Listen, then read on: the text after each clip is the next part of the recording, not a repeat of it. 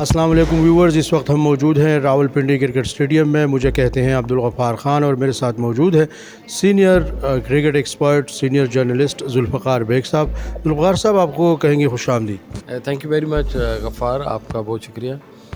जी viewers, जैसा कि आपके इल्म में है कि पाकिस्तान और साउथ अफ्रीका की क्रिकेट टीमों के माबैन दूसरा टेस्ट मैच रावलपिंडी में हो रहा था, और इस मैच के हवाले से आपको अपडेट करते चले कि यह मैच ख़त्म हो चुका है। लेकिन बदकिस्मती से पाकिस्तान क्रिकेट टीम को इस मैच में 8 विकेटों से शिकस्त का सामना करना पड़ा है।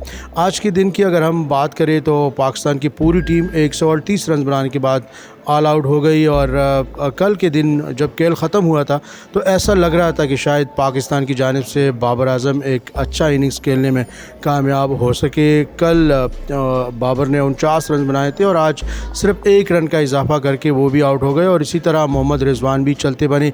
सलमान अली आगा ने 28 रन की इनिंग्स खेली, लेकिन पाकिस्तान के लेट ऑर्डर ने भी कुछ ज़्यादा बेहतर खेल पेश नहीं किया, और इसी तरह पाकिस्तान ऑल आउट हो गई।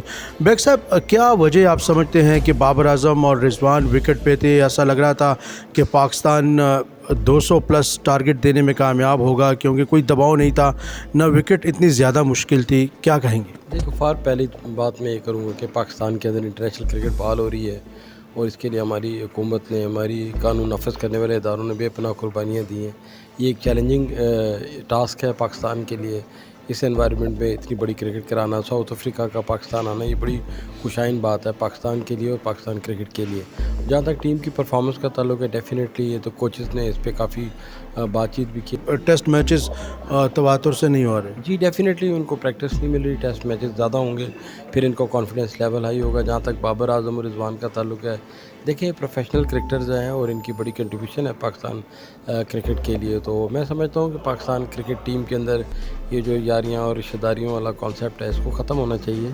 हर प्लेयर इनफरादी तौर पर अपने टैलेंट की बुनियाद पर नेशनल स्क्वाड का हिस्सा बनता है, और उसको उसी ज़िम्मेदारी के साथ पाकिस्तान के लिए खेलना चाहिए। और जिस तरह आप भी एक्सपेक्ट कर रहे थे, पिछले 3 दिन से आप रेगुलर मैच को कवर कर रहे हैं, बॉल टू बॉल आपने मॉनिटर किया है मैच को, तो जो हाई एक्सपेक्टेशन थी मेरी और आपकी, यही आवाम भी इनसे यही एक्सपेक्ट कर रही थी कि बाबर और रिजवान अच्छा विकेट पर जमकर खेलेंगे और ज़्यादा टाइम विकेट पर गुजारेंगे।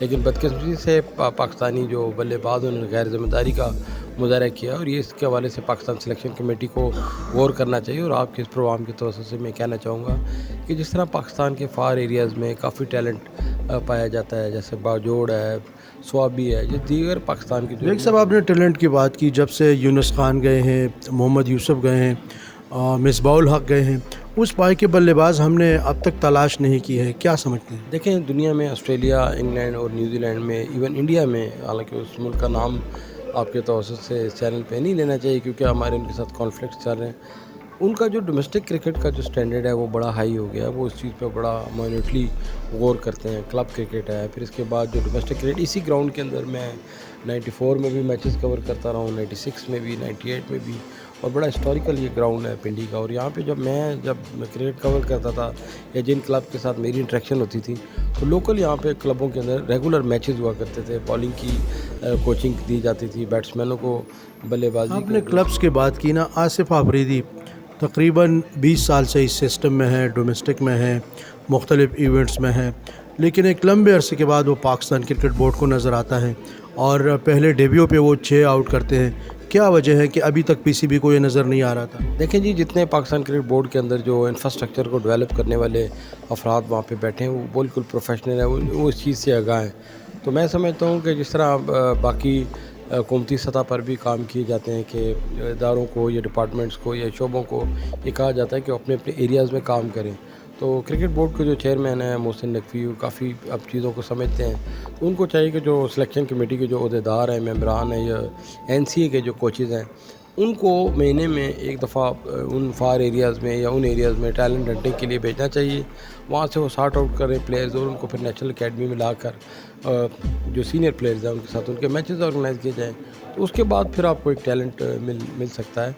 और यकीनन ये तमाम पॉलिसीज़, ये सारी चीज़ें क्रिकेट बोर्ड के नॉलेज में होती हैं, लेकिन उसके बावजूद अगर ये काम नहीं किए जाते हैं, क्योंकि अब बहुत सारी इनको मराहत मिलती हैं हुकूमत पाकिस्तान की तरफ से भी کرکٹ بورڈ کی وجہ کی طرف سے بھی اور international cricket council, Asian cricket council, یہ سارے ادارے ان کو سپورٹ کرتے ہیں اسی وجہ سے کہ یہ کرکٹ کو زیادہ سے زیادہ انگیج کریں، پروموٹ کریں۔ انفراسٹرکچر پہ کافی چیزیں ہیں، پہلے ماضی میں یہ کہا جاتا تھا کہ گراؤنڈز نہیں ہیں، اکیڈمیز نہیں ہیں، تو اب اس میں بھی ہم خود کفیل ہو گئے، لیکن بدقسمتی سے گراؤنڈز میں خود کفیل ہو گئے۔ اب ٹیم کے بہتری کے لیے کیا کرنا چاہیے، خصوصی طور پر ٹیسٹ ٹیم کی اگر ہم بات کریں؟ دیکھیں ٹیسٹ کرکٹ جو ریئل کرکٹ ہے نا، جو دنیا میں کرکٹ کی جو بک ہے جس کو المینک کہا جاتا ہے، یہ جو کتاب ہے کرکٹ کی، جو وہ کرکٹ کی خوبصورتی ٹیسٹ کرکٹ میں، اس سے ایک لمبی کرکٹ کھیلنے کے بعد پلیئر کی جو پوٹینشیل ہے اس کے بارے میں آپ کو پتہ چلتا ہے، اس کا بالنگ، اس کی بیٹنگ، اس کی جو ٹیمپرامنٹ ہے اس کے بارے میں وہ لرن کرتا ہے۔ تو پاکستان کے اندر ٹیلنٹ کی تو کمی نہیں ہے، تو پاکستان کرکٹ بورڈ کو چاہیے کہ وہ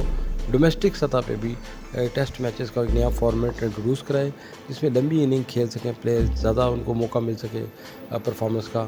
تو اس میں کوئی شک نہیں ہے، محدود وسائل کے باوجود ہمارے ملک کے اندر بے پناہ ٹیلنٹ پایا جاتا ہے، اور اس ٹیلنٹ کو ریفائن کرنے کے لیے غفار خان صاحب ہمیں پورے پاکستان کے اندر اس کی جو سلیکشن کمیٹی ہے اس کو جاننا چاہیے، اور نہ صرف جاننا چاہیے بلکہ جو لوکل ڈومیسٹک میچز ہوتے ہیں اس کی ریکارڈ بک کے ذریعے بھی آپ ان کو فائنڈ آؤٹ کر سکتے ہیں کہ کون سا پلیئر کس اسٹینڈرڈ کا ہے۔ اور ماضی میں جتنے پلیئرز ابھی جو تجزیات پیش کرتے رہتے ہیں ٹی وی چینل پہ مختلف پہ، میں ان کو بھی کہوں گا کہ وہ بھی بجائے اپنے مشورے دینے کے لوکل اپنی چیزیں پلیئرز کو فائنڈ آؤٹ کریں، خود سے مانیٹر کریں کہ کس پلیئر میں زیادہ ٹیلنٹ ہے۔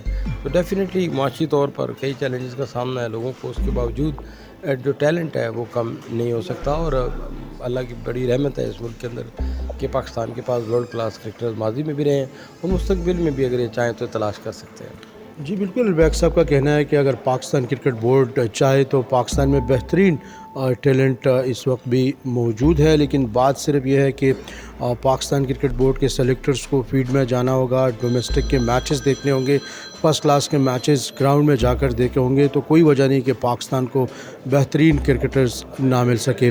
ذوالفقار بیگ صاحب، اسپورٹس لنک پی کے سے بات کرنے کا آپ کا بہت شکریہ۔ آپ کا بھی بہت شکریہ۔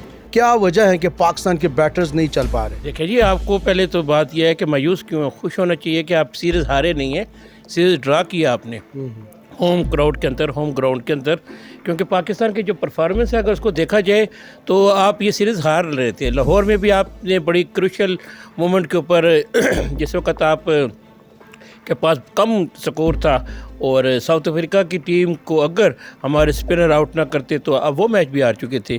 یہاں پہ کنڈیشن ڈیفرنٹ تھی، یہاں ہوم کراؤڈ تھا، ہوم گراؤنڈ تھی، پیچز تھے، 3 اسپنر آپ کے ساتھ تھے۔ میں سب سے بڑا کریڈٹ آپ نے 3 اسپنرز کی بات کی، کیا وجہ ہے کہ جینین لیگ اسپنر نہیں ہے پاکستان کی ٹیم میں؟ دیکھیں جی، میں یہ سمجھتا ہوں کہ جس کنڈیشن کے اندر ہمارے آصف افریدی نے جس طریقے سے پرفارم کیا ہے، میں سمجھتا ہوں اس کی بیٹی ہاسپٹل کے اندر ہے، چھوٹی بیٹی اسپیشل چائلڈ، وہ ہاسپٹل کے اندر 2 دن سے ہے۔ منٹی طور پہ وہ جس طریقے سے ڈسٹرب تھا، لیکن یہاں پہ میں دیکھ رہا ہوں اس نے سب سے زیادہ، میں نے بلکہ کل اس سے پوچھا بھی تھا کہ سب سے زیادہ باڈی لینگویج اسٹرانگ آپ کی نظر آئی ہے اوورال۔ اگر آج میں نے ربادہ سے یہ بھی پوچھا تھا آج، اب جو ساؤتھ افریقن کھلاڑی آئے تھے، کہ مین ڈیفرنس کیا تھا اس میچ کے، ٹرننگ پوائنٹ کیا تھا، تو انہوں نے کہا ہماری بیٹنگ۔ کیا بیٹنگ؟ وجہ کیا تھی کہ اس وقت پاکستان کے کپتان نے غلطی کرتے ہوئے جو ہے وہ تیز گیند باز کو لیے نئی گیند لے لی۔ آپ نے بات کی کوالٹی اسپنر کی، ابھی آپ لیگ اسپنر کی بات کریں، آف اسپنر کی بات، ہمارے پاس 4 اسپنر تھے انکلوڈیڈ 3 اسپیشلسٹ، تو آپ کے پاس یہ کریم تھی دی بیسٹ، اور آپ ٹیسٹ کرکٹ چیمپئن شپ کا جو ہے وہ امپورٹنٹ میچ کھیلنے جا رہے تھے اور پاکستان کے اندر کھیل رہے تھے، آگے چل کے آپ کو باہر بھی کھیلنا پڑے گا، لیکن جو چیلنجز درپیش تھے یہاں تو وہ نہیں تھے۔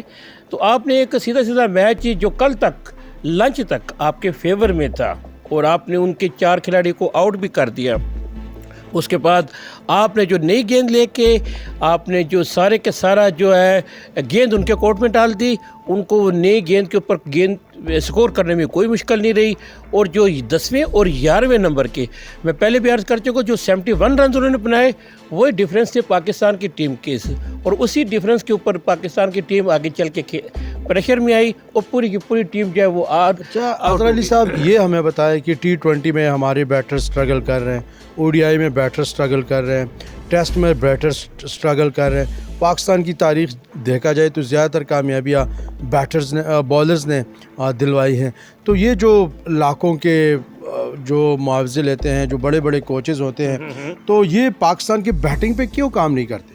دیکھیں جی, سب سے پہلے تو آپ نے T20 کی بات کی. اس ہفتے اگر آپ کی کرکٹ میموری, جو ہمارے سننے والے دیکھنے والے بھی ہیں ان کو, ساؤتھ افریقہ کی ٹیم T20 میں ہار چکی ہے جی ایسوسیٹ ٹیم کے خلاف. یہ چند دنوں پہلے T20 کے اندر اب کوئی ایسی کوالٹی نہیں رہی. نیپال جیسی ٹیم کے پاس بیسٹ فیلڈر, بیسٹ بالر بھی موجود ہیں جو کسی بھی ٹیم کو ہرا سکتے ہیں. 20 ٹیم آئی ہیں, 20 ٹیمیں آ رہی ہیں اس دفعہ, جو انڈیا اور سری لنکا کے درمیان ورلڈ کپ وہاں پہ ہو رہا ہے. یہ جو آپ کی 28 تاریخ سے جنوبی افریقہ کے خلاف T20 سیریز شروع ہونے جا رہی ہے, یہ اس کی تیاریوں. کیا کہیں گے اسی پلیٹ فارم پہ پاکستان کرکٹ بورڈ سے, کیا مطالبہ کریں گے, کیا امپرومنٹ ہونا چاہیے مزید پاکستان کی ٹیم؟ دیکھیے جی, آپ کا جو ٹارگٹ ہے, ہدف, وہ ورلڈ کپ ہونا چاہیے. آپ کے پاس ایکسپیریمنٹ کرنے کے لیے یہاں پہ کافی ٹائم ہے, وقت ہے. 3 T20 آپ نے کھیلنے ہیں کہاں پہ؟ ایک راولپنڈی کے اندر, 2 قذافی اسٹیڈیم لاہور کے اندر, پھر 3 ODI آپ نے کھیلنے ہیں. 3 ODI جو ہیں وہ فیصل آباد میں ہوں گے. آپ کے پاس ایک اچھا قسم کا یعنی بیک اپ ہونا چاہیے, جو آپ کے ایک پلیئر کی جگہ 3 پلیئر ایسے ہونے چاہیے جو ریپلیس کرنے کے لیے موجود ہوں. جی بہت شکریہ اظہر علی مبارک ہم سے پھر سے بات کرنے کا. تو ویورز, اب یہاں سے آپ سے لینا چاہیں گے اجازت, کیونکہ ٹیسٹ میچ کا بھی اختتام ہوا ہے, اور اگلے میچز میں پھر سے اسی پلیٹ فارم پہ ہوگی ملاقات. جی بہت شکریہ, تھینک یو ویری مچ.